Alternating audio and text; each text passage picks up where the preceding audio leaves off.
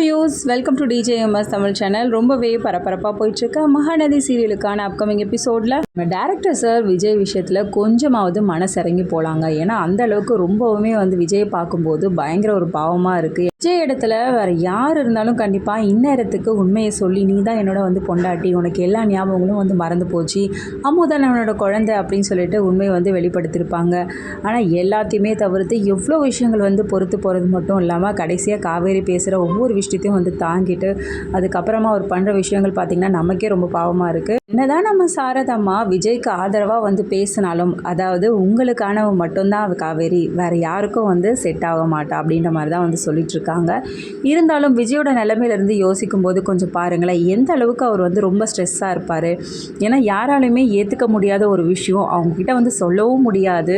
So இந்த விஷயம் சொல்லிட்டு வெளிப்படுத்தவும் முடியாது. இப்போ ஏற்கனவே பார்த்திங்கன்னா எல்லாத்தையும் தாண்டி தான் கையை பிடிச்சி எடுத்தது வாடி அப்படின்னு சொல்லிட்டு போனது. அதுக்கே ரொம்ப கோவப்பட்டாங்க நம்ம காவேரி. இது எல்லாத்தையும் தாண்டி எப்படி எல்லா உண்மைகளையும் சொன்னாலும் காவேரிக்கு ஏதாவது பிரச்சனை ஏற்படுமோ, அவரோட ஹெல்த்துக்கு ஏதாவது பிரச்சனை ஏற்படுமோ நினச்சி தான் எல்லாத்தையுமே அமைதியாக போயிட்டுருக்காரு. ஆனால் எந்த அளவுக்கு அமைதியாக போக முடியும் ஒரு மனுஷன்? இந்த பக்கம் தாத்தா கிட்ட தன்னோட நிலைமையை எடுத்து பயங்கரமாக புலம்பிட்டு இருக்காரு. தாத்தா ஆறுதலாக சொல்லுவாருன்னு சொல்லிட்டு பார்க்க போனால் தாத்தா என்ன பண்ணுறாரு, ஆமாப்பா விஜய், நீ சொல்கிற மாதிரி ஒருத்தர் பார்த்து பேசி பிடிச்சி போச்சுன்னா அதுக்கப்புறம் என்ன அப்படின்ற மாதிரி வாய் வார்த்தையாக கூட விஜயால் கேட்க முடியல. போதும் நிறுத்துங்க தாத்தா அப்படின்ற மாதிரி விஜய் கிட்ட சொல்கிறாங்க. சரி ஓகே, இதெல்லாம் இருக்கட்டும்ங்க, தாத்தா ஒரு சூப்பரான ஐடியா கொடுப்பாருன்னு சொல்லிட்டு பார்த்தா விஜய்க்கு ஆப்பு வைக்கிற மாதிரியான ஒரு ஐடியா கொடுத்துருக்காரு. என்னன்னு அப்படின்னு பார்க்கும்போது ஏற்கனவே காவேரி சொல்லியிருந்தாங்க இல்லையா, உங்களை ஒரு பொண்ணு பார்க்க வராங்க, அவங்கக்கிட்ட போய் பார்த்து பேசுங்க, ஒரே பொண்ணோட நிறுத்திட்டா எப்படி, அடுத்தடுத்து பாருங்கள், உங்களுக்கு பிடிச்சிருந்தா நீங்கள் கண்டினியூ பண்ணுங்கள், அதுக்கப்புறமா உங்கள் லைஃப்பை பற்றி பேசுங்க அப்படின்னு சொல்லிட்டு சொல்லியிருந்தாங்க இல்லையா. அந்த விஷயம் தாத்தாவுக்கு ஞாபகம் விஜய் கிட்ட ஒரு ஐடியா கொடுக்குறாங்க.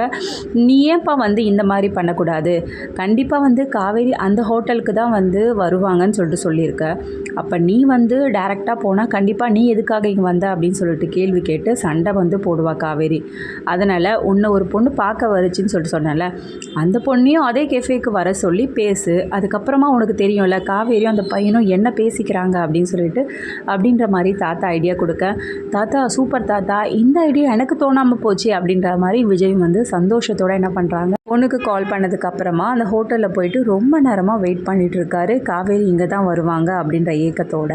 இன்னொரு பக்கம் நம்ம காவேரி பார்த்திங்கன்னா ரொம்ப அழகாக க்யூட்டாக ரெடி ஆகிட்டு இருக்காங்க. நம்ம சாரதம்மா பார்த்துட்டு ஒரு வார்த்தை மாப்பிள்ளையை தான் பார்க்க போகிறோம் அப்படின்ற விஷயத்த நம்மக்கிட்ட சொல்கிறாளா பாரு அப்படின்னு சொல்லிட்டு கண்டுக்காத மாதிரி வேலையை செய்ய, இன்னொரு பக்கம் நம்ம காவேரியும் பார்த்திங்கன்னா என்னடா இது தடப்புடலாக பொண்ணு ரெடி ஆகிட்டு இருக்காளே, எங்கே போகிற ஏது போகிறேன்னு ஒரு வார்த்தை கேட்குறாங்களா பாரு அப்படின்ற மாதிரி காவேரியோட மைண்ட் வாய்ஸ்லேயும் நினச்சிக்கிட்டே ரெடி ஆகிட்டு இருக்காங்க.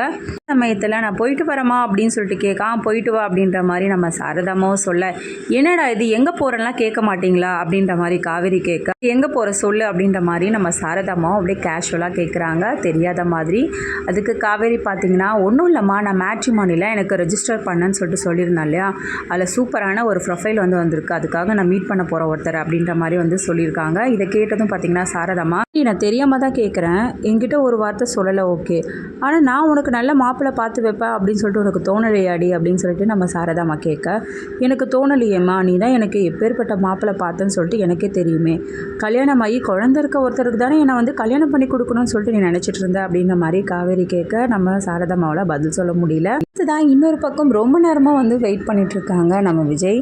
அதுக்கப்புறமா காவேரி வருவாங்களா, அந்த பையன் வருவாங்களா, அந்த பையன் வந்ததுக்கப்புறமா கூட நம்ம ஏதாவது அவங்கக்கிட்ட பேசி இந்த வரடை கெடுத்து விடலாம் அப்படின்னு தான் நினச்சிட்டு இருக்காங்க. ஆனால் காவேரியும் வரல, அந்த பையனும் பாட்டை காணோம். கடைசியாக பார்த்திங்கன்னா விஜய் பார்க்க வந்த அந்த பொண்ணு தான் வருது. அதுக்கப்புறம் ரெண்டு பேருமே இன்ட்ரடியூஸ் பண்ணி ஆரம்பிக்க, அந்த பொண்ணு பார்த்திங்கன்னா எனக்கு ஏற்கனவே கல்யாணம் ஆகிடுச்சுங்க, எனக்கு ஒரு குழந்தையும் இருக்குது, உங்கள் ப்ரொஃபைலை பார்த்து எனக்கு பிடிச்சி போய் தான் நான் வந்தேன், நீங்கள் ஒரு விஷயம் மென்ஷன் பண்ணியிருந்தீங்களே, என் குழந்தைய நல்லபடியாக பார்த்துக்கிற ஒரு பொண்ணு தான் வேணும் அப்படின்னு சொல்லிட்டு அது எனக்கு ரொம்பவே பிடிச்சிருந்தது, அதே மாதிரி என்னோடய பையனை நல்லபடியாக பார்த்துக்கிற ஒரு அப்பா தான் வேணும் அப்படின்ற மாதிரி பேசிகிட்டு இருக்காங்க. இது எதுவுமே பெருசாக நம்ம விஜய் காதில் வாங்கிக்காத மாதிரி காவேரி வராங்களா அப்படின்னு சொல்லிட்டு பார்த்துக்கிட்டே இருக்கிற சமயத்தில் காவேரி கிட்டேருந்து ஃபோன் வருது. ஏன்னா நீங்கள் வந்து அந்த பொண்ணை பார்க்க போயிட்டீங்களா, சூப்பர் அப்படின்ற மாதிரி வந்து காவேரி வந்து கேட்க ஆரம்பிக்கிறாங்க. சரி ஓகே நீங்கள் பார்க்க போயிட்டீங்களா அப்படின்னு சொல்லிட்டு விஜய் கேட்க, ஆட்டோவில் போயிட்டுருக்கோன்னா 5 மினிட்ஸில் அந்த இடத்துக்கு ரீச் ஆகிடுவேன் அப்படின்ற மாதிரி வந்து சொல்ல, நீங்கள் எந்த ஹோட்டலுக்கு போகிறீங்க அப்படின்ற மாதிரி விஜய் கேட்க, நேற்று வந்து ஹோட்டலுக்கு வரீங்களா அப்படின்ற மாதிரி கேட்குறாரு. இல்லை நான் வேறு இடத்துக்கு போகிறேன், ஒரு சூப்பரான இடத்துக்கு போகிறேன் அப்படின்ற மாதிரி காவேரி வந்து சொல்லி ஃபோனை கட் பண்ணிடுறாங்க. தாட் என்னவா இருக்கும், சூப்பரான இடம் அப்படின்னும் போது காவேரிக்கு கோவில் தான் ரொம்ப பிடிக்கும். அவங்க வீட்டு பக்கத்தில் இருக்க கோவிலுக்கு போயிருப்பாளோ அப்படின்னு சொல்லிட்டு நினச்சிக்கிட்டு, சரி வாங்களே நம்ம அப்படியே வந்து கோவிலுக்கு போயிட்டு பேசலாம் அப்படின்னு சொல்லிட்டு அந்த பொண்ணையும் கூட்டிகிட்டு போயிட்டு கோவிலில் போய் சுற்றி முற்றி வந்து தேடுறாரு விஜய், காவேரி இருக்காங்களா அப்படின்னு சொல்லிட்டு. உடனே அவங்களும் பார்த்தீங்கன்னா என்னாச்சு, ஏன் ஒரு மாதிரியாக இருக்கீங்க, இல்லை ஒன்றும் இல்லை, சரி ஓகே கோவிலையும் இல்லை அப்படின்ற காரணத்துக்காக என்ன பண்ணுறாங்க, சரி ஓகே இனிமேல் அப்புறமா பேசலாம் அப்படின்னு சொல்லிட்டு அந்த பொண்ணுக்கிட்ட வந்து சொல்லிடுறாங்க. சரி ஓகே நம்ம வந்து பெருசாக எதுவும் பேசலையே, என்னாச்சு அப்படின்னு சொல்லிட்டு கேட்குறாங்க. இல்லை நம்ம அப்புறமா ஃபோனில் பேசிக்கிறாங்க அப்படின்னு சொல்லிட்டு விஜய் வந்து சொல்கிறாங்க. ஹெல்ப் நான் வந்தேன்ல அந்த இடத்துல தான் என்னோடய ஃப்ரெண்டு வந்து என்னை மீட் பண்ணுறேன்னு சொல்லியிருக்காங்க, என்னை அந்த இடத்துலேயே கொஞ்சம் ட்ராப் பண்ணிடுறீங்களா அப்படின்ற மாதிரி கேட்க, சரி வாங்க அப்படின்ற மாதிரி கூட்டிக்கிட்டே அப்படியே வந்து போயிட்டே இருக்காங்க. விஜயோட ஃபுல் யோசனையும் பார்த்தீங்கன்னா காவேரி வந்து அந்த பையனை மீட் பண்ணிட்டா போலியா, பேசிட்டா போலியா அப்படின்னு சொல்லிட்டு அந்த சிந்தனையே வந்து போயிட்டுருக்காங்க. இந்த சமயத்தில் சடனாக ஒரு இடத்துல வந்து பேசிகிட்டு இருக்காங்க நம்ம காவேரி ஒரு பையனோட. காஃபி குடித்து பேசிகிட்டு இருக்காங்க. அவங்கவுங்களும் மாறி மாறி இன்ட்ரடியூஸ் பண்ணிக்கிறாங்க.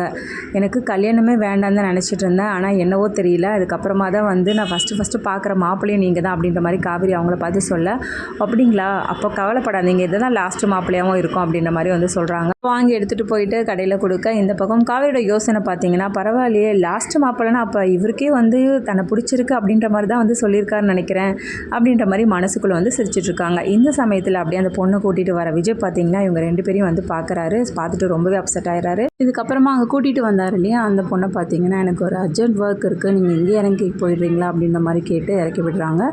அதுக்கப்புறமா அந்த பையனும் பார்த்தீங்கன்னா காவேரி கிட்ட பேசிவிட்டு அவங்க வந்து கிளம்பி போய்ட்றாங்க.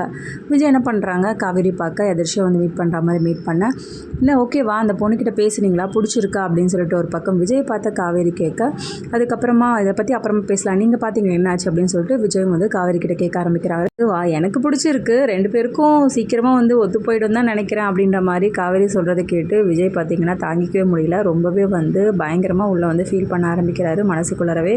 அப்புறமா விஜய் எந்த மாதிரி வந்து முடிவெடுக்க போகிறாரு, காவேரி கிட்ட எல்லா உண்மைகளையும் வந்து சொல்லிடுறாரா, இல்லை காவேரி பார்த்துட்டு போன அந்த பையன்கிட்ட பழைய விஷயங்கள் எல்லாத்தையும் வந்து காவேரி பற்றின விஷயங்கள் எல்லாத்தையும் வந்து சொல்லி அதுக்கப்புறமா அந்த பையனை வந்து காவேரி கிட்ட வேணாம் அப்படின்ற மாதிரி வந்து சொல்கிற மாதிரி வைக்கிறாங்களா, இது எல்லாமே தெரிஞ்சுக்கலாங்க. அதுக்கு மறக்காம நம்ம சேனலை வந்து சப்ஸ்கிரைப் பண்ணிக்கோங்க, கூடவே இருக்க அந்த பெல் ஐக்கனும் கிளிக் பண்ணிவிடுங்க, அப்போ தான் நான் போகிற அடுத்தடுத்த வீடியோஸ் உங்களுக்கு நோட்டிஃபிகேஷனில் வரும். ஓகே வியூஸ், தேங்க்ஸ் ஃபார் வாட்சிங் திஸ் வீடியோ.